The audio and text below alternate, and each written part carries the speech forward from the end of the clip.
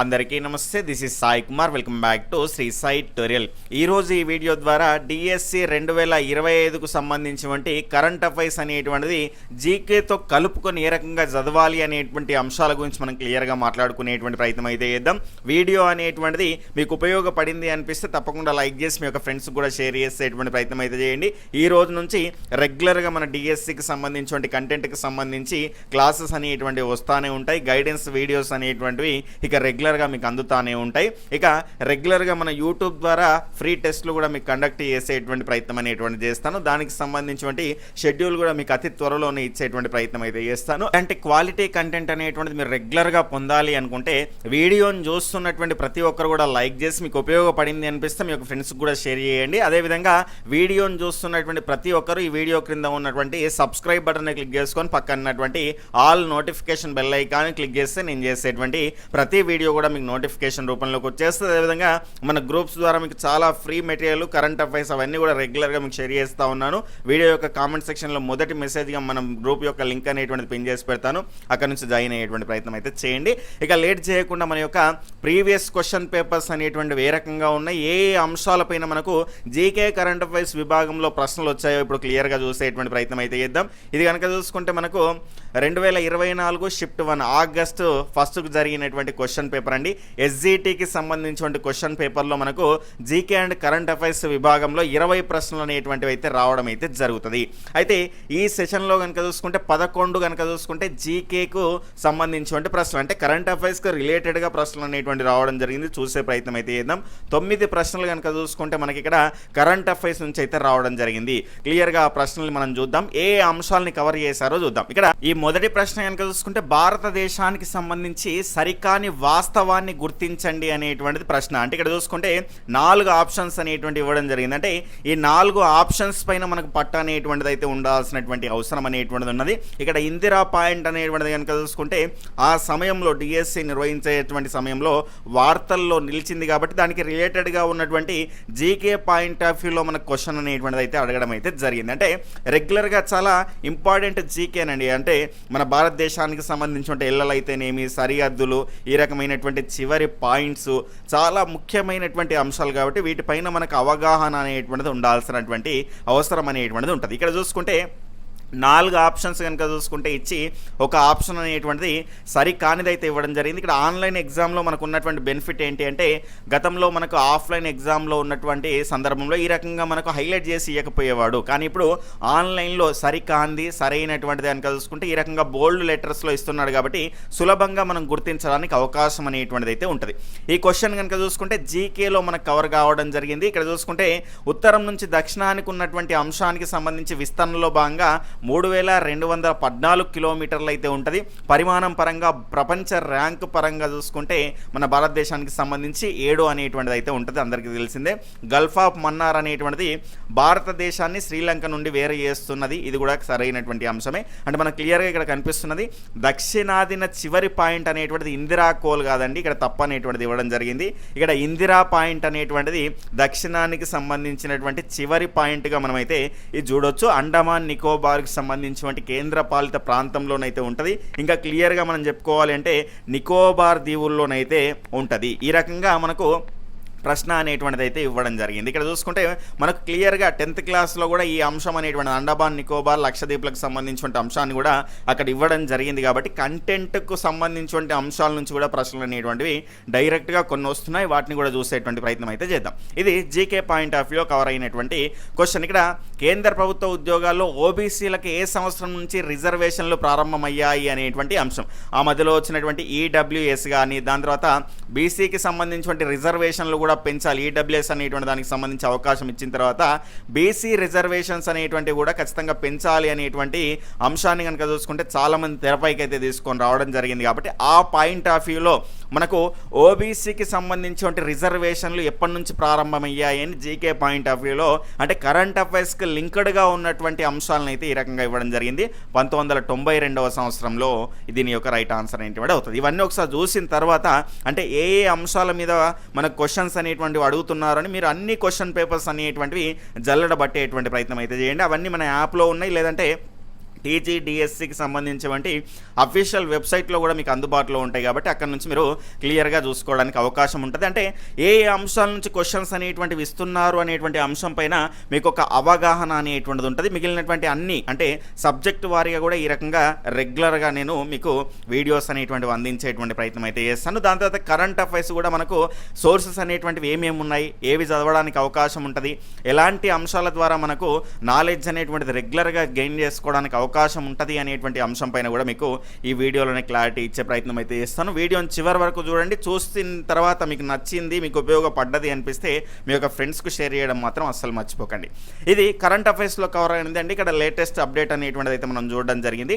మార్చి 2024లో జరిగినటువంటి 96వ అకాడమీ అవార్డ్స్లో ఎమ్మా స్టోన్ ఈ సినిమాలో ఆమె పాత్రకు ఉత్తమ నటి అవార్డు అనేటువంటిది గెలుచుకున్నది అనేటువంటి అంశాన్ని అయితే ఇక్కడ అవార్డ్స్ పైన కూడా ఖచ్చితంగా మనకు ప్రశ్నలు అనేటువంటివి అయితే వస్తున్నాయి. ఆస్కార్స్, దాని తర్వాత పద్మ అవార్డ్స్, భారతరత్నకు సంబంధించినటువంటి అవార్డ్స్ ఇవి వచ్చినాయి. అంటే ఆ టైంలో ఇవన్నీ హైలైటెడ్గా ఉన్నటువంటి అంశం కాబట్టి ఈ రకంగా ఎన్నవ అకాడమీ అవార్డ్స్ అని కానీ లేదంటే ఎప్పుడు ప్రకటించారు అని దానికి సంబంధించి ఎవరికి వచ్చింది అనేటువంటి అంశాలను కవర్ చేస్తూ ఈ రకంగా మనకు ప్రశ్నలు అనేటువంటి అంటే అవార్డ్స్ అనేటువంటి అంశం కూడా చాలా ముఖ్యమైంది. ఆ రకంగా మీరు ఈ రకంగా అన్ని క్వశ్చన్ పేపర్స్ చూసిన తర్వాత ఈ ప్రధానమైనటువంటి హెడ్డింగ్స్ అన్నీ చూడండి. అంటే అన్ని పేపర్స్ పైన మీకు ఒక అవగాహన అనేటువంటిది వస్తుంది.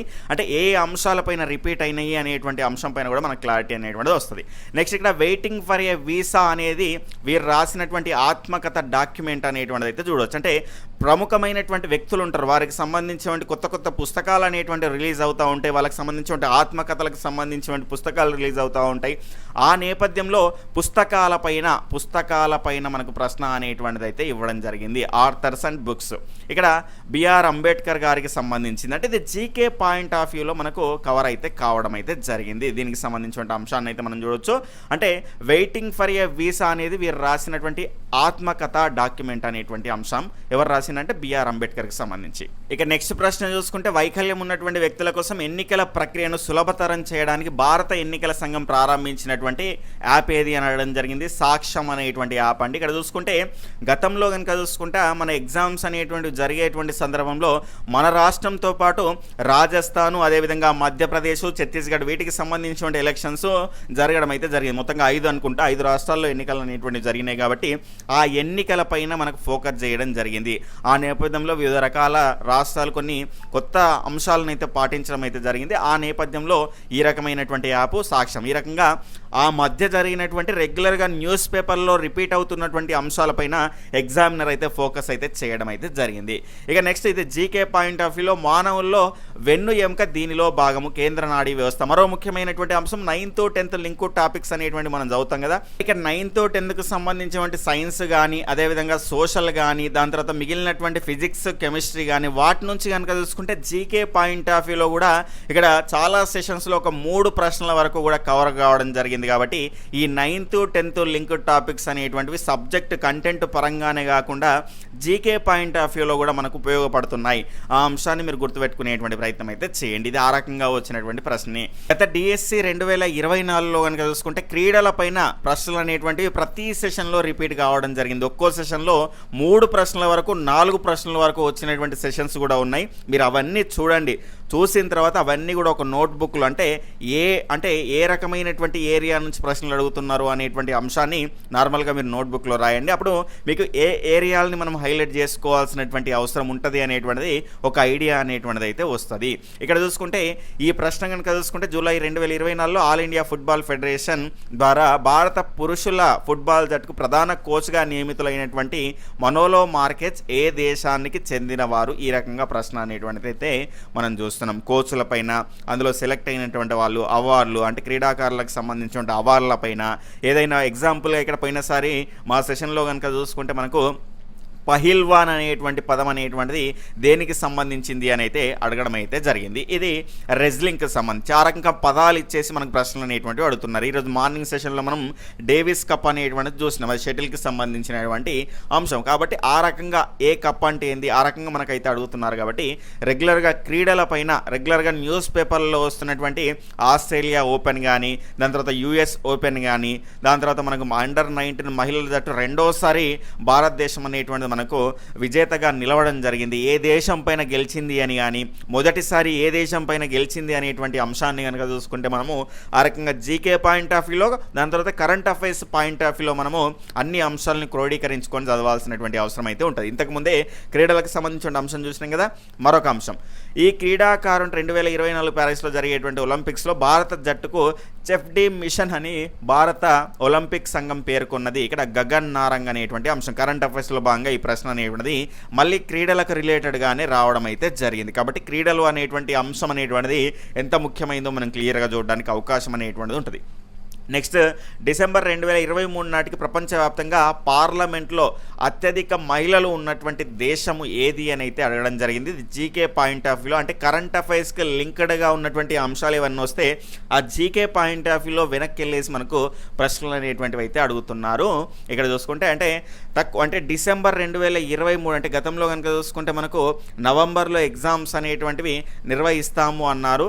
దానికి సంబంధించిన నేపథ్యంలో మరి కొన్ని క్వశ్చన్స్ ఆ రకంగా దానికి నియర్ బై కూడా వచ్చినట్టు అనిపించింది. కానీ అంటే ఆ క్వశ్చన్స్ని కూడా మనకు తీసుకున్నట్టయితే మనం అయితే చూడడం అయితే జరిగింది. కాబట్టి డిఎస్సికి సంబంధించిన సెషన్లో ఆ నేపథ్యంలో ఇది కరెంట్ అఫైర్స్ కిందకైతే అప్పుడు తీసుకొని ఉండొచ్చు.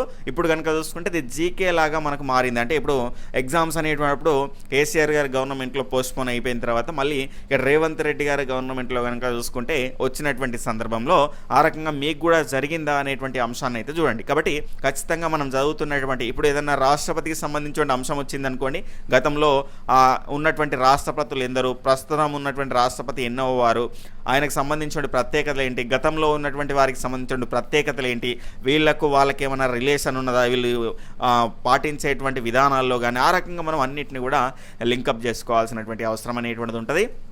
యూనియన్ బడ్జెట్ 2024లో రద్దు చేయబడినటువంటి ఏంజల్ పన్ను, అంటే ఖచ్చితంగా బడ్జెట్కు సంబంధించినటువంటి అంశాలు, అది స్టేట్ కానీ సెంట్రల్ కానీ ఖచ్చితంగా మనం ఫోకస్ చేయాల్సినటువంటి అవసరం అనేటువంటిది ఉంటుంది. మొన్న మనకు బడ్జెట్ అనేటువంటిది కేంద్రానికి సంబంధించి స్లాబులు అనేటువంటి మారినాయి. 12 లక్షల వరకు వేతన జీవులకు సంబంధించినటువంటి అవకాశం అనేటువంటిది, పన్ను మినహాయింపు అనేటువంటిది ఇవ్వడం జరిగింది.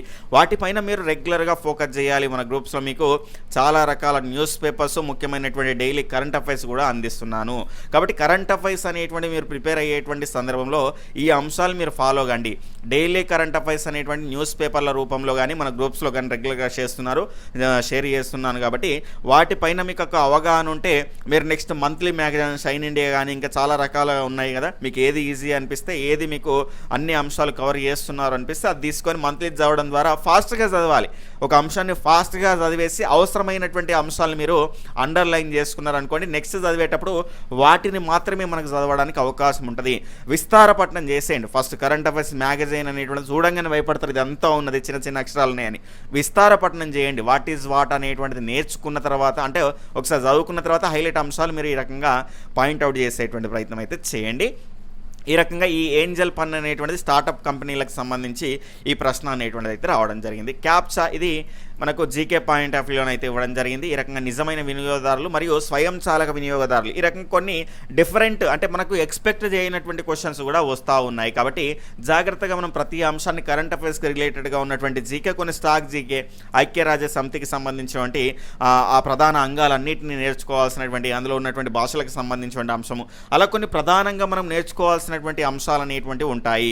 భారతదేశానికి సంబంధించిన ఎల్ఎల్ కానీ, అందులో భారతదేశంలో ఉన్నటువంటి రాష్ట్రాలకు సంబంధించినటువంటి కొన్ని ప్రత్యేకతలు, గవర్నర్లు, ముఖ్యమంత్రులు, ఈ రకంగా మనం ఖచ్చితంగా వీటిపైన ఫోకస్ చేయాలి. జీకే పరంగా, స్టాక్ జీకే పరంగా ముఖ్యమైనటువంటి అంశాలు ఇక్కడ రామ్సర్ సైట్స్ అయితేనేమి, దాని తర్వాత పార్కులు అయితేనేమి, అందులో ఉన్నటువంటి జంతువులు, ప్రత్యేకంగా ఉన్నటువంటి జంతువులను అడిగేసి ఇది ఏ పార్కుకు చెందింది అని, ఈ రకంగా మనకు జీకే పాయింట్ ఆఫ్ వ్యూలో ప్రశ్నలు అనేటువంటివి అడుగుతూ ఉన్నారు. కాబట్టి వాటిని నేర్చుకోవాలి.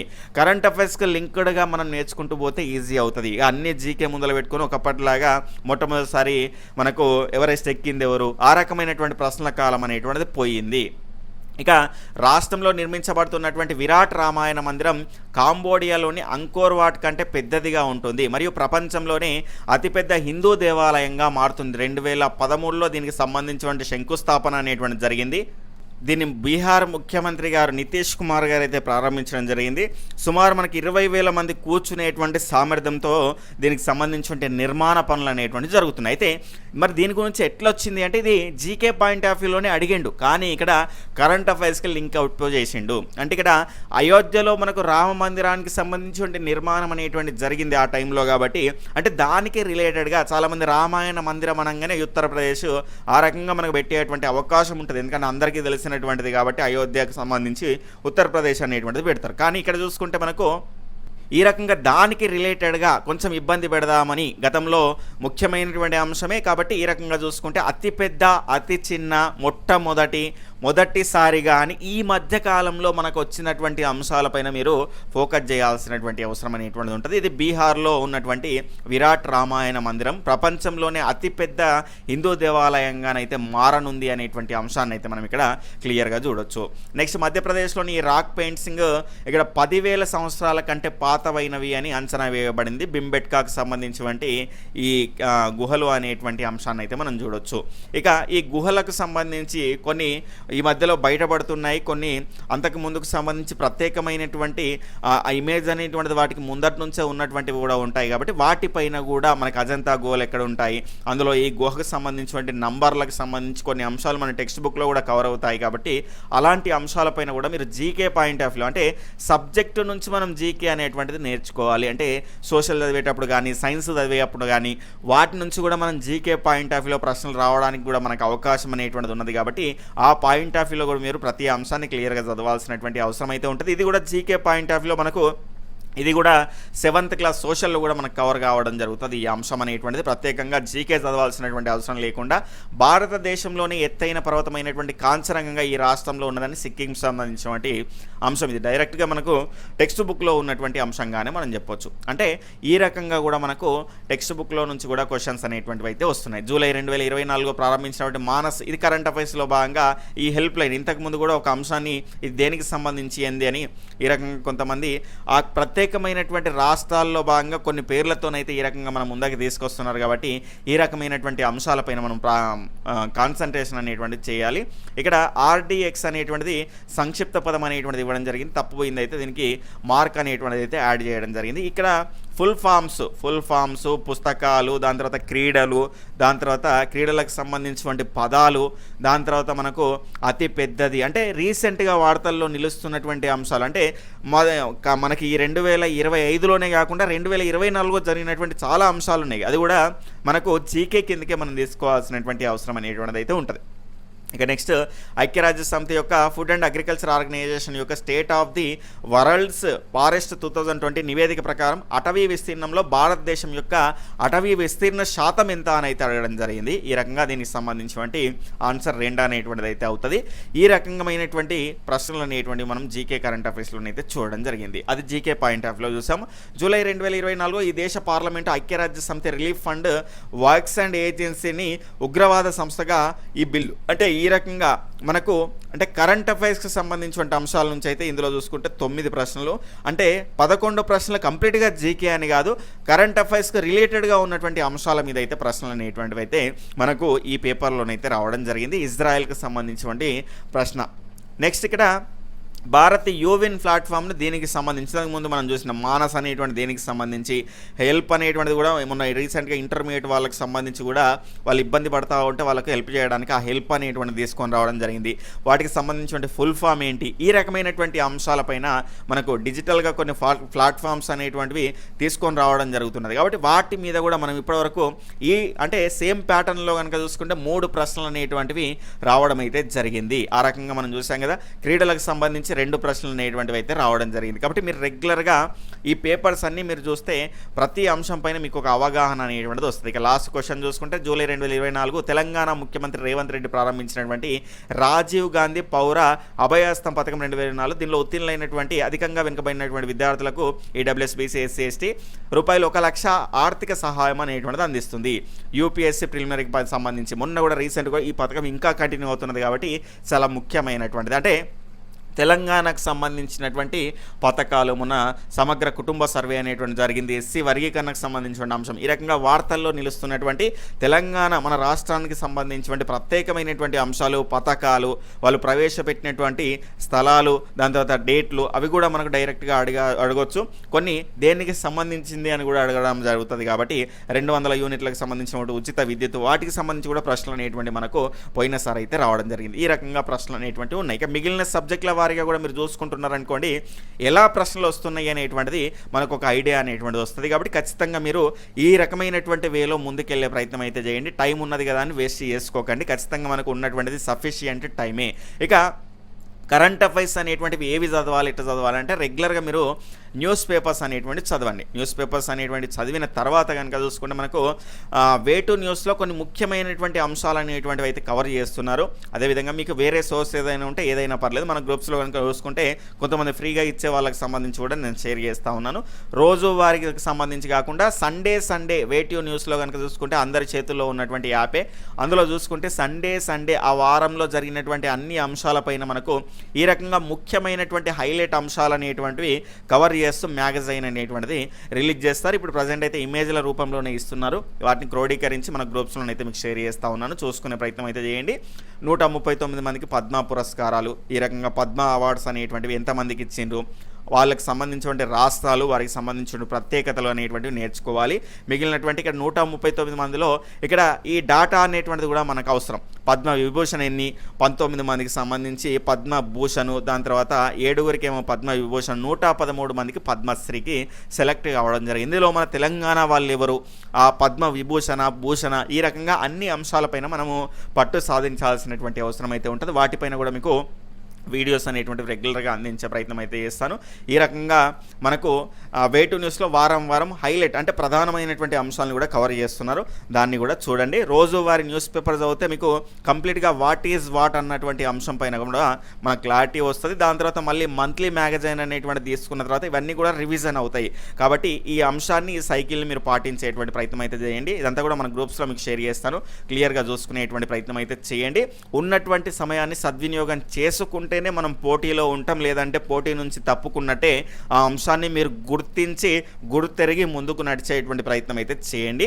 Okay friends, bye, take care, Jai Hind. ఇలాంటి వీడియోస్ అనేటువంటివి ఇక రెగ్యులర్గా మీకు వస్తూనే ఉంటాయి. Bye, take care, Jai Hind.